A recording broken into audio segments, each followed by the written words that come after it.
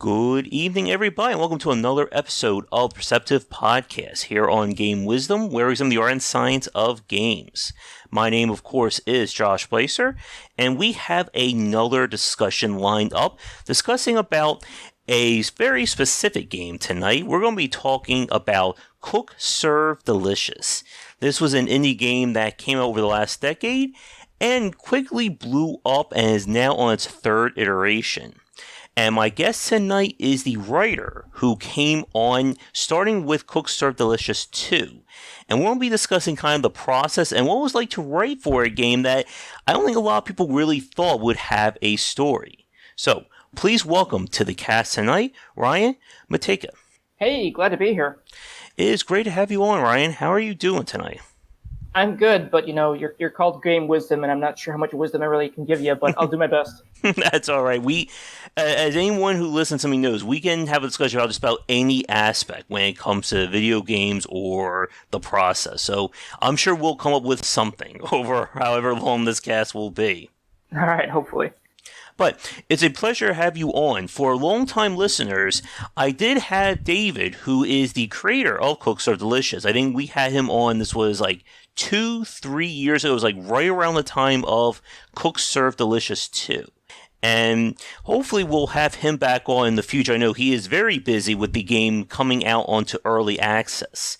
For those of you listening to this right now, it will be out on January 28th, so it should already be available for you to check out. But I'm sure it's busy times all around there at Vertigo. Oh, yeah, and it's actually going to be the 29th. Oh, 29th, I'm sorry.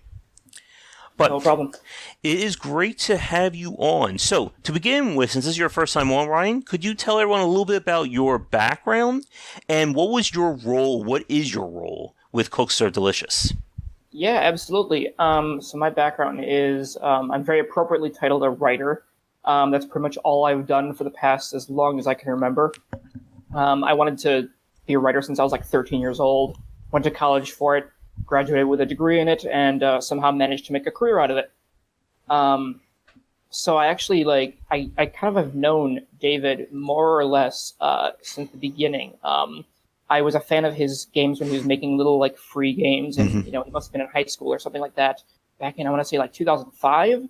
And he was just one of those guys in this community creating a bunch of free games that I really liked his stuff and kind of got to be a part of his community on his forums and made some friends there. And many years later, I kind of got into contact with him, and now I'm working with him. So it's pretty cool. And I've been working with him now since, like you said, Cook, Serve, Delicious 2, although I did do technically a little bit of writing for the first game as well. Great. And with Cook, Serve, Delicious, that was my first time that I kind of ran into David and Vertigo Games. And like you said, he's been making smaller titles, I think it was 5 to 10 years previously. Mm-hmm, yeah. And so it's definitely come a long way. And as listeners will know, you never know what game of somebody is going to particularly blow up. So I guess what attracted you to Cook, Serve, Delicious, and did you approach David or did he approach you for doing writing on the games? Yeah, so like I said, I kind of go back farther than Cook, Serve, Delicious. I mean, he was making these games that were kind of he was copying some demo he played for a PlayStation game called Or No Raiori, and he just called it Or No Rayami, which I'm not sure means anything, but it's different, so that works. And I was just attracted to his creativity in his games, and he kind of had he had a polish to them that a lot of other people maybe didn't have, and a depth to them. He had this one game that I really loved called Sandbox of God, where you were kind of playing God, and Earth was your sandbox, and you had humans versus bunnies for some reason. It was very, very creative, and so that always drew me to his games. Mm-hmm. And I think that was pretty much the same that got me into Cook, Serve, Delicious, that there really wasn't anything else like that on the market, and arguably there still isn't. And I guess for you, Ryan, what other games or genres do you typically like to play?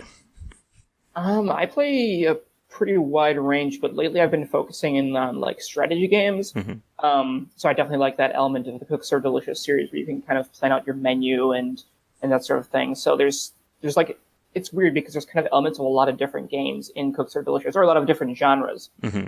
Yeah.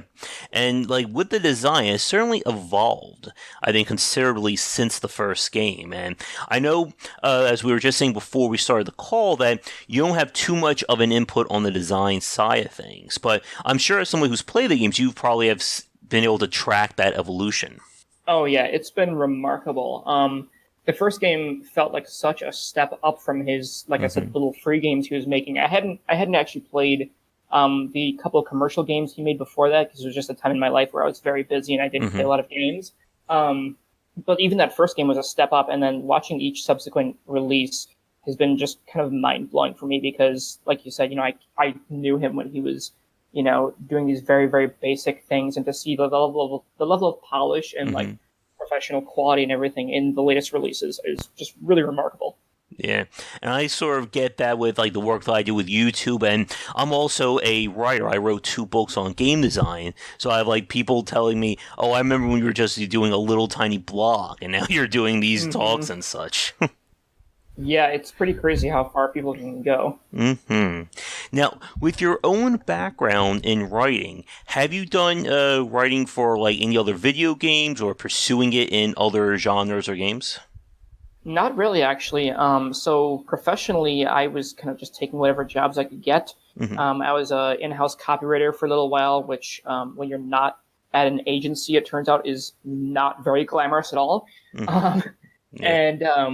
But then I, like in my side, in my personal life, I would just be writing like short stories and novels and things like that, but hadn't really thought about the gaming industry that much. But then I just I forget exactly how it happened, but I just remembered that David was, doing these more professional things now, and, remembered how much fun it was to be in his community and that sort of thing. And I reached out to him and actually said, like, hey, guess what? I'm a professional writer now. I have some qualifications. If there's anything I can do to help you, like, I want to help. And I wasn't even thinking in terms of like a job. I was literally thinking of like, oh, maybe, he needs someone to just look over and proofread some things to make sure that he has no spelling errors or something like that. But surprisingly, he responded to me and he said, not only, do I remember you and all that kind of thing, but he said he was actually looking for a writer at that moment, which was really, amazing to me, that level of coincidence. Yeah, I hear that too. Like with some of the stuff, like I've gotten people helping me and advising me with my work and the YouTube channel, all that. Sometimes it just seems like like a miracle, or like like serendipity that somebody will be a fan or somebody who knows you who can provide you with exactly what you're looking for. Right. It's right time and right place. And what's even funnier is he would leave these little breadcrumbs for me where he would tell me, oh yeah, I've got another writer. They're working on some stuff too. And the whole time, like, he wouldn't tell me anything about the writer, and I didn't ask because I didn't want to pry. And so I did a lot of work for him, just knowing that I was like maybe kind of competing for his affection with this other writer. And then I think it was when he announced the game, he had the website up and everything, and it had the credits on the bottom of the website. And I scrolled to the bottom of the website, and I saw the other writer was actually my best friend from his community, way back when in 2005. So we actually, it turns out that I not only knew the writer, but I'm like a good friend of his. So I don't know exactly what his story is, but I imagine it's just as serendipitous, where it was just right time and right place. And again, like for people listening to us right now, when we talk about kind of like the indie community and the people that are there, like it really is like a community. Like you never know, like who you're, like the person you're talking to, what they'll eventually go on to do, or if you'll ever, where you'll meet them again. Yeah, absolutely. And I've gotten the opportunity to meet a lot of different people in the community of, indie gaming, and when I've gone to PAX a couple of times, and it's absolutely amazing. The community is just so special, and they're so welcoming and loving, and everybody just kind of wants to prop each other up. Now, when it comes to kind of like writing, especially in the independent space, we've certainly seen games, I think, trying to approach more in terms of developing their stories and storytelling out. And this is a topic that I think maybe a little too big, I think, for our conversation here. But as somebody who plays games, and again, as somebody who's a writer, I guess from your own point of view, like, how has, I guess, like the growth of storytelling really like been seen from the games that you've played? It's been really, I hate to use this word again, but really remarkable. The level of detail in the worlds has almost like it's obviously growing, exponentially, but the story I feel like has been just right along with it. And even games that are like light on story, you can kind of see the care and love that goes into the world building and that sort of thing. And it's just, there's all sorts of different ways of telling a story. And from like the point and click adventure type things of Telltale Games and, Uncharted type games where it's like a movie to even, RPGs and stuff where, like I said, it's all in the background. Like, it's just crazy to see the evolution that's come over the years, since when I played, Sonic the Hedgehog on my Genesis back in the day. And yeah, as you said, the amount of care, and I think kind of like the quality of games, not just in the AAA space, but of course in the indie, has certainly grown rapidly over the past 10 years. It's a discussion I've had with a lot of friends and colleagues of mine that the bar has really, I think, been risen for some of these games. I mean, I'm sure you must have heard of Disco Elysium that came out last year, and like that game just like it literally came out of nowhere, and I think it just shocked everybody in terms of that kind of story. Yeah, absolutely. It's there's just so much going on and so much love and care going into these games, and I feel like the bar keeps getting set a little bit higher, and people just keep on smashing right through it, and it's just amazing to watch. And I like your example from earlier with Sonic the Hedgehog. I always go with Mario, with the height of storytelling being your princess is in another castle. Go to the next level. And again, like it's one of those things that for like younger people or for students like listening, that games have certainly transformed over the past 20 years in terms of the stories and storytelling that they're trying to tell. And like you say, like even with like smaller indie games, like titles, again, like something like with Cook Serve Delicious and the slew of other games, like on first look, it doesn't appear like there's, any care for the story. But we are seeing like more developers kind of embrace that there's more to these games than just the gameplay loop itself. Like you have to give the player, I guess, like a greater reason to care these days than you had to do, 30, 40 years ago. Yeah, absolutely. And I think that that's just, part of the want to put as much as you can into something as possible. Like like you said, it gives people more of a reason to play, even if you can be fine, cooking food day after day after day in the game. It gives you that little extra push to want to say, okay, well, why am I cooking? Why are these people looking so sad? Like in this game, you're heading towards a competition, so you want to know what's the competition going to be like. And furthermore, our big push with the other writer and I, his name is Nicholas, we wanted to give the player a reason to care about the characters in the game while you're playing. And so our big push there was to have them develop their relationship through the game. And so hopefully when players are working their way through all these different days of cooking, they're also wondering, what are these characters going to do next and what kind of adventures are they going to have? And I definitely have some questions for you regarding the story of Cook Serve Delicious 3, because we played a little bit on stream. It's got like the, I guess a small bite, no pun intended, of what was going on there. But before we get to Cook Serve Delicious 3, I kind of want to start with your original role on the second one. And as a semi-quick tangent, I gotta ask, who is responsible for writing like all like the descriptions for like all the food in the game? That would be Nick and I. We kind of split that in half and just tackled it, and that was quite a task. I wasn't prepared for it first, but it was quite a lot of fun. You end up getting a lot of random food knowledge that you did not have before when you do that sort of thing. Yeah, I gotta ask, is like the trivia for like those food sections, is that like true? Like some of the stuff that you put in there? Some of it is, unbelievably. So our method has always been to research the food as much as possible before we start writing anything, and that usually gives us the inspiration we need to write something fictional. So usually it turns out a lot of foods actually have very interesting histories, and so we'll try to use that as like the first sentence or two, and then we'll use that as a jumping off point to go into something even crazier. Great. But with that said, let's start with Cooks Serve Delicious 2, because as you said, this is when you kind of formally came on as a writer for the game, along with your friend. So, with that game, like we said, with the Cooks Serve Delicious series in general, from the outside, it's easy to assume there's not really a story. It's just, you spend a few minutes clicking and typing crazily to get food done. So, when you came on for your role for Cooks Serve Delicious 2, like, what was kind of like your task, or what did David kind of like want you to do in terms of fleshing out the game? Well, so originally he just told me to write a bunch of emails, which, if you played the first game, that was also kind of how I contributed through like volunteer writing, where he had at the end of each day you would have an email server where you would get just random emails from like inside the fictitious building that you're in, and it was always just the most random stuff from people who were talking to each other, and for some reason you were getting their mail, or just like bold announcements to the entire office or the building. And so originally he contacted me to take care of just writing more of those.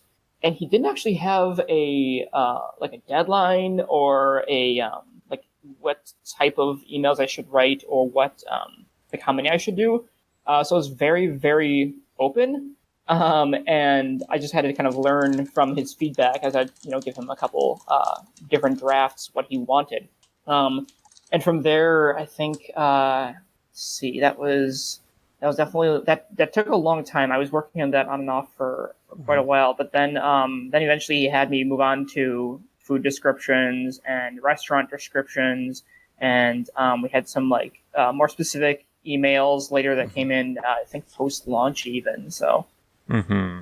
And with the story of like Cooks Serve Delicious and then going to the second one, like as you said, like in the first game it was just kind of locked to the emails were the entire thing, and then as we got into the second one there was more this idea of fleshing out this world with the various restaurants, chains, and kind of like being inside that giant building. What was kind of the, I guess, like the goal of expanding the story of it?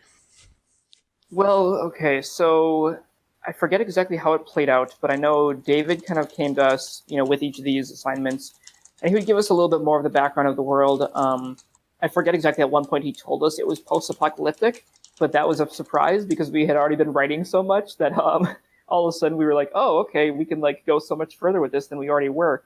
But initially, it was just a lot of, it was just done for humor, to be something that the player could, it would take the stress off of the player after like a really potentially stressful day in the kitchen, so to speak. So that was that was like the purpose from like a technical design perspective. And I don't think he really had anything else in mind. It wasn't like he expected to make a third game or to for the story to really go anywhere. Like I think the post-apocalyptic setting was just supposed to be like extra flavor to this game and something that would be funny to discover if you actually go through and read everything. But it's obviously not like shown in the gameplay at all. So it's one of those things you could totally overlook if you're not looking for it. Yeah. And like we've seen that for a lot of like some of these titles, that sometimes the story is, completely front and center. Titles like Gone Home, Dear Esther, the kind of quote-unquote walking sims genre. And then we've seen a lot of developers go in another direction, of kind of having the story on the edge of things. It's there, but it's only really going to matter or be a focus if the player wants to explore that. And probably one of the most standout examples of that design would be the whole Dark Souls, Soulsborne kind of genre. Mm-hmm.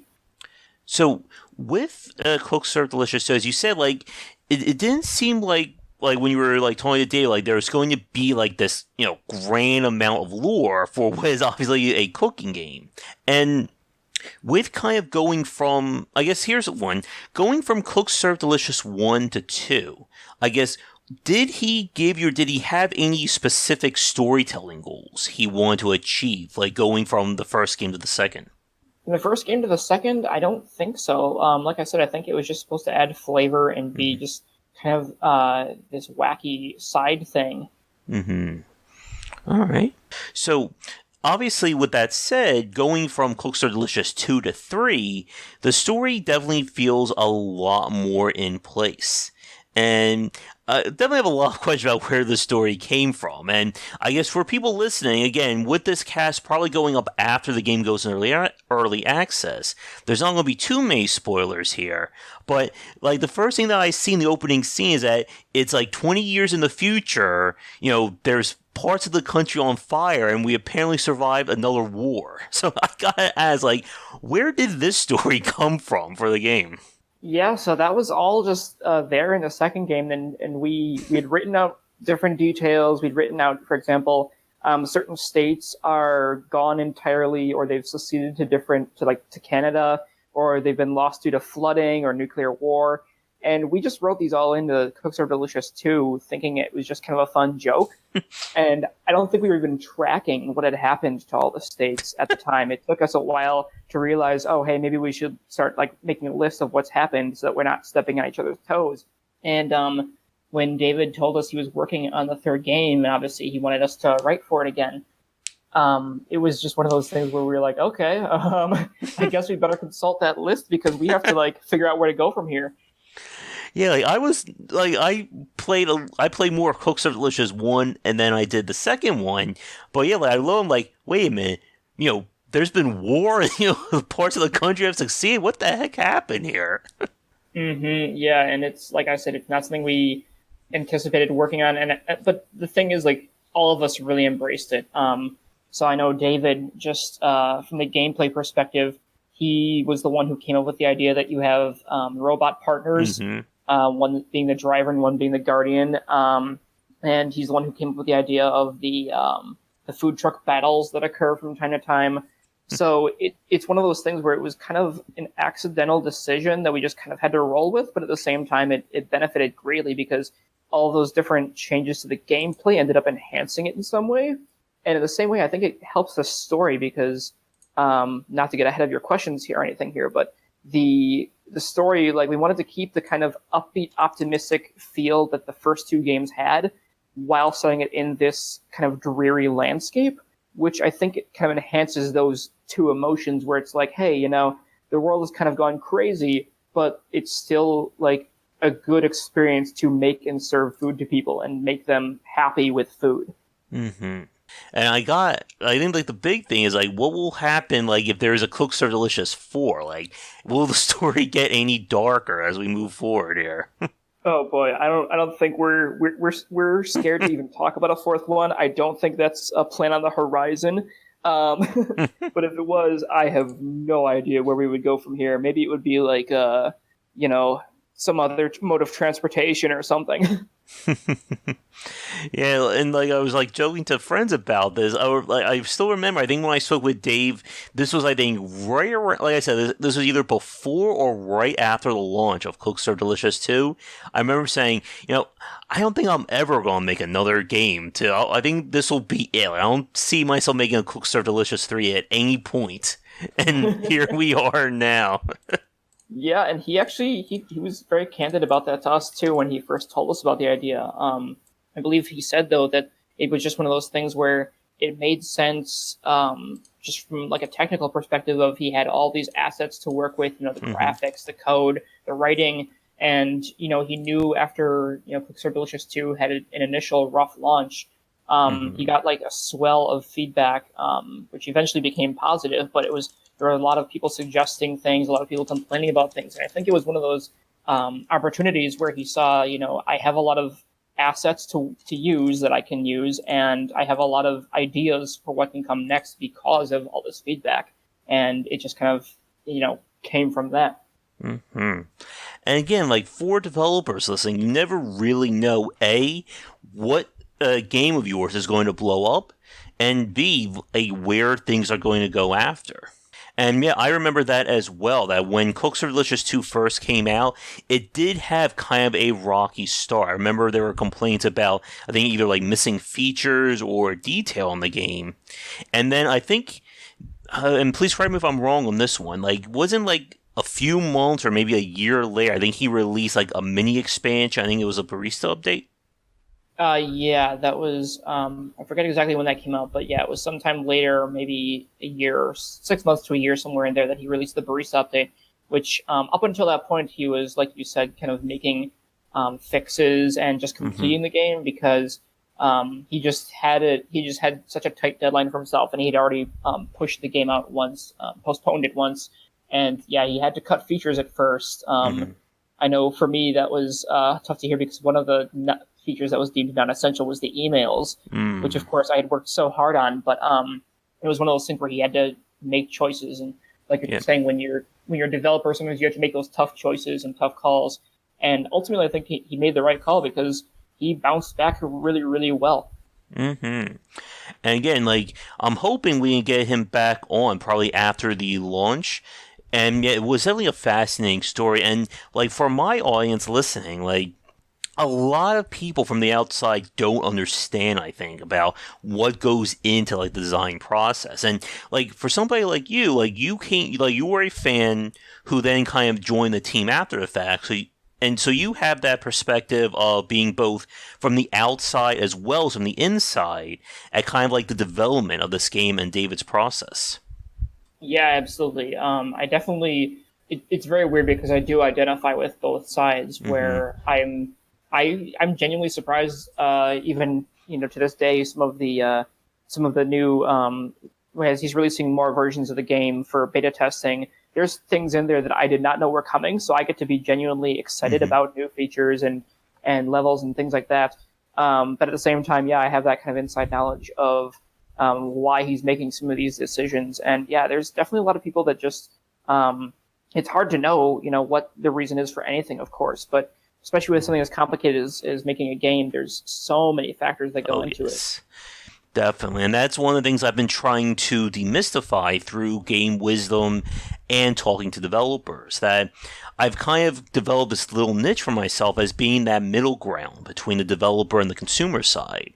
So while I do see things as a consumer, well, for obvious reasons, speaking to so many developers has given me that knowledge about that it is very hard to make a video game, and sometimes a choice has to be cut not, due to maliciousness or laziness or whatever, but because you need to do that to get the game out. Absolutely. So, with, I guess, going back to the story of CSD going from, 1 to 3, one thing that I wanted to ask you about, again, with, how insane or how crazy the story has developed, was there ever, any worry about going, I guess, quote-unquote, too dark for the game? Because, again, on one side of things, you have, the happy, cheery title music that gets stuck in my head every time we hear it, all this lovely food graphics and detail. And then on the flip side, the Cooks Are Delicious 3 not only begins with you learning about the war, but that your building gets blown up and everything that you've done has been turned into a pile of rubble. Yeah, there have definitely been some talks. Some of our ideas, either in the script or just jokes that come across as too dark. There have definitely been times where we had to kind of reel it back a little bit for the sake of not being too dark. But I think one thing that's helped us is we kind of during the development of Cooks Are Delicious 2, I forget who came up with this idea, but someone decided we needed to just sum up the tone of the game as succinctly as possible.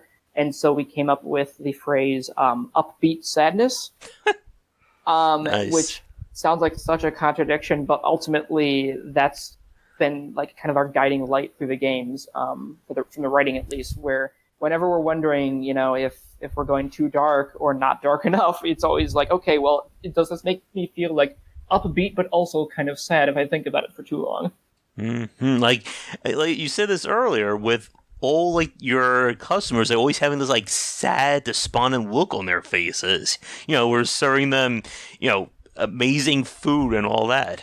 Yeah, and that was something that I think originally came out of just a practical decision on David's end for the development, where it just would have taken a lot more resources to create customers with varying facial expressions. You don't want to show them happy all the time. You don't want to show them upset all the time. So he went for like a more neutral look. But then, people read that look how they want to. And so you think, okay, well, why is this person not smiling? It must be because they're upset. Well, why are they upset? Oh, yeah, it's the post-apocalypse. Mm-hmm. And it just went from there. Right. Everything just kind of snowballs from a very innocent decision. Even, like I would do in Cook Serve Delicious 2, we would do different email series where we would have kind of a back and forth between, one or two characters that created a whole story. And inevitably, they all got like dark by the end. There was one that people really liked from the first game that got brought into the second game. It was some banter between two coworkers, and I was assigned to write that for the second game. And somehow I ended up with one of them dying, and it was through like an increasingly just absurd level of pranking one another.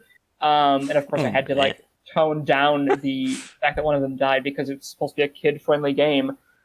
So yeah, it's just kind of funny how things just kind of snowball and became what they did. I do like how you use the term kid-friendly and then a minute ago, upbeat sadness in the general same way to describe Cook Serve Delicious. It's a very fine tightrope to walk, but I think we're doing it pretty well. My hope is, I suppose, that a child could play the game and think it's just, a lot of fun, and then they get older and they play it again and they're like, oh, wow, that was in there? Yeah, as a mini tangent, I think that's something that we're seeing a lot with shows aimed at kids these days. We're seeing a lot of cartoons tackle very mature topics, but still kind of hiding it or, making it there for older audiences. Yeah, absolutely, because it's just part of that, what are kids not being exposed to? What are they being exposed to? And, it just also at the same time, the people working on these shows and games and everything, they're real people, they have their own interests and they want to just, sneak in their own interests or whatever. And, for me, that happens to be dark jokes, apparently. Mm-hmm. So I think with that, I'm trying to think if there's anything else I want to ask regarding storytelling and such. I guess one thing, with as you mentioned earlier, there's now actually two characters in the game, your robot assistants. What was kind of the, decision-making or the design process of writing, their lines? Yeah, so they came about, like I said, that was David's idea to have the food truck battles and thus two robots. He wanted one robot to be the driver and one to be the guardian, which is essentially kind of the combat robot. I think he'd set some rules in place that we don't really explicitly say in the game, but stuff like in this world, robots can only hurt other robots. So humans are never actually in trouble at any time, and those kinds of things. And so I know he said he wanted the driver originally. I think it might have actually been where originally the driver was only going to be the only one with any lines. And this is very early talks, and we might not have even been talking about voice acting at that point. But he wanted that character to be kind of upbeat and optimistic, which again is going into our upbeat sadness theme. And just to kind of make sure that the player has an anchor in this game to push them forward and give them kind of cheery advice and that sort of thing. And I forget exactly how it came about that the Guardian, we decided it needed to also have speaking lines, probably just practically, so we could, have the driver talking to someone. And we didn't know exactly what direction to go with that at first, but then we decided that the Guardian should be not an exact opposite, because you don't want to go, too dark again, but just someone that's a little bit more down to earth, maybe a little bit more stern, but still kind of loving, right? We don't want you to be overwhelmed. We don't want someone to be cursing at you because you did a bad job, in a very difficult game. So once we kind of had those characters established and, figured out how they, compare and contrast, then it was relatively easy, I think, for Nick and I to write their dialogue, just because luckily, we each have a background in, fiction writing. He's done some independent movies and television, and obviously I've done just short stories and things like that on the side. Mm-hmm. And one of the things I saw David talk about on Twitter, I know this has been mentioned, is that there is greater elements of accessibility with Cook Serve Delicious 3. Not just, again, with like the story you're trying to tell, but with the general gameplay. And as you said, as anyone who has played the games know, this is not an easy game to play. Like, this is not the game you want to play and try to have a conversation with somebody at the same time, too. No, yeah, and I've seen many a Twitch streamer struggle with that very concept. Mm-hmm. Yeah, I had the same thing when I tried to play the game on my stream a few nights ago, too. And, like, with kind of, like, I guess, did you have, any role or any insight into adding in more accessibility features with Cook Serve Delicious 3? No, I did not. Okay. All right. I think with that, I am just about out of questions. Just focusing on the writing of the game, were there any aspects or topics that we didn't bring up that you would like to talk about? I guess I could talk a little bit about the story itself. I think I already touched on some of it, but just kind of how we decided what the story is. And this shouldn't be spoilers because I'm pretty sure it's right there on the Steam page. But so the game has you, and you might have already brought this up from the get-go. Your restaurant from the last game has been destroyed. And you are now in a food truck headed to the nation's capital of Nashville. And we wanted, of course, to figure out a way to get the character to, find a way for the character to be motivated, or the player to be motivated to get to the end.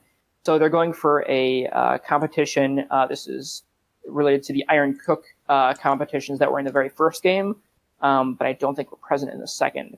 And so just from that storytelling perspective, there was a lot of kind of fun back and forth I had with the other writer and with David in determining, what are these factors that are going to push the player forward and keep them interested. And it's just one of those things where I've actually never written a story or a script or anything like that was for a actual audience before. So all of my fiction writing has been for me alone, and maybe someday I'll do something with it, but don't worry about that now. And so it was really interesting because so Nick brought his own take into it with his background in movies and television, where he's very technical minded and he can look at a script and say, is this scene accomplishing what we want to accomplish?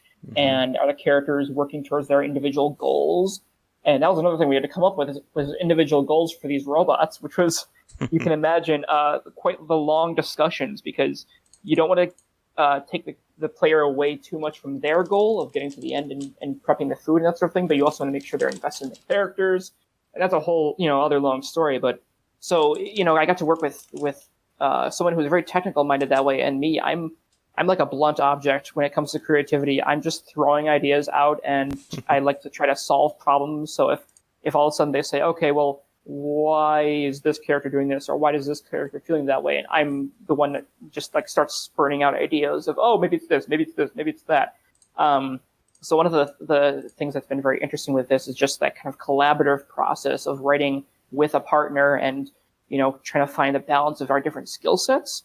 And that's something that I'm not sure that a lot of other games have, at least in the indie space, of having that sort of not that they're not working as a team, but having the two dedicated writers that are, working off each other to that extent. I know a lot of indie games are very personal, and I totally understand that, right? Where someone's got an idea and it's inspired by their own life and their own troubles. And those are typically come out to be very, very beautiful games. But this was just a very different experience because we got to kind of play off of each other. Yep. And we've seen a lot of developers, as you said, bring their own personalities and their own background in these games, and it has led to, I think, one of the main reasons for the independent scene growing so much over the past decade, because you can't really do those kinds of games in the AAA space. Right, exactly, yeah, because AAA games are obviously trying to appeal to a very wide audience, and in the indie space, luckily, you can kind of say, I'm going to make this for the people who need this, for the people who understand this and can connect with this. I remember when I spoke with David, I think, again, in our last cast, I think he said that one of his previous jobs was being a barista, and that kind of lent itself to wanting to make this kind of cooking or restaurant kind of game. Yeah, and I would food industry experience. I know I worked at a grocery store and then a Panera Bread and then some place campus that was basically a Subway ripoff.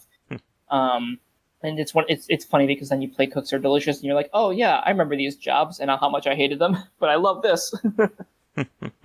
Great. So I think with that, I think I'm about out of questions then. I guess, as we said, by the time people are listening to this cast, Cooks Are Delicious 3 will be out, or at least be out on early access. In terms of, I guess, the actual content, like, do you know, like, in that version, like, how much of, like, the story or gameplay will be done for people wanting to check it out? I don't know how much, like, from, like, in a percent or anything. There are several territories, which are what we're calling our areas in the game already. Multiple stops, multiple levels in each one. I think... I don't want to get in trouble if I get this wrong, but I think there's going to be, upwards of 50 levels to begin with in the early access version, and plenty more to come. All right, great. Would you have any idea of how long it's going to be on early access for? Like, just like a general estimate for people listening. Targeting summer for the version 1.0. All right, sounds great. And I guess last question then, or actually two last questions. For people interested in Cooks Are Delicious 3, what platforms will it be available on, for people wanting to pick it up? Currently it is, but it will be coming out for all the, or I should say it'll be PC and Linux. Oh. It will be coming out later over when 1.0 comes out. I am sorry, Ryan, you were kind of cutting in and out there as you were saying that. Oh, sorry. I was just saying it's coming out to the computer right now, but it will be coming out for all the consoles when that around the time that first version 1.0 drops. Okay, sounds great. I think with that, we will end things for this week's cast. It was a pleasure hanging out with you today, Ryan, and definitely best of luck to you and the rest of the team, and of course, David, for Cooks Are Delicious 3. Yeah, thank you for having me, Josh. All right, so with that said, we're going to end it for this week's cast. For myself, if you'd like to follow me, you can find me on Twitter at GWBlaser. We have the Game Wisdom Discord channel, as well as, of course, YouTube.com. We have the Game Wisdom channel there, where you'll find daily videos on design, game spotlights, and, of course, our live interviews. For you, Ryan, and for Cooks Are Delicious, are there any social media you would like to plug right now? The lead developer on Twitter at Chubbigans, CHUBIGANS.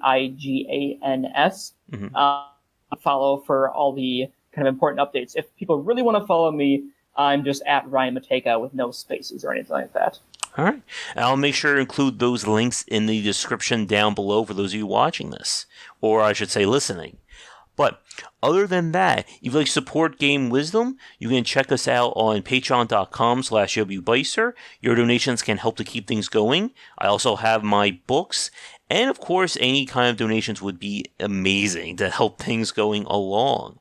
And if you are a developer working on a game or have some role in the game industry and like to come on and talk about it, we are always looking for new guests for our live and recorded talks. So feel free to send me an email, shoot me a message on Twitter, however you would like to get in touch. With that said, thanks for tuning in to this episode of the Perceptive Podcast. Tune in next time for another discussion about the art and design of video games. And until then, take care. If you're looking for more wisdom about game design, be sure to check out my latest offering of books, 20 Essential Games to Study, aimed for first-time developers and students looking for some inspiration for their upcoming games, and Game Design Deep Dive Platformers if you're interested in anything regarding 2D and 3D platforming design. They're both available in print, digital, and wherever books are being sold. Thanks for watching the video. If you enjoy things, be sure to do all the liking and subscribing that the kids are doing these days. Check out our Discord channel link down below where we hang out and chat game design, and come back later tonight for our regular streamings. But that's it, and tune in for more great content here and on Game Wisdom, where we examine the art and science of games.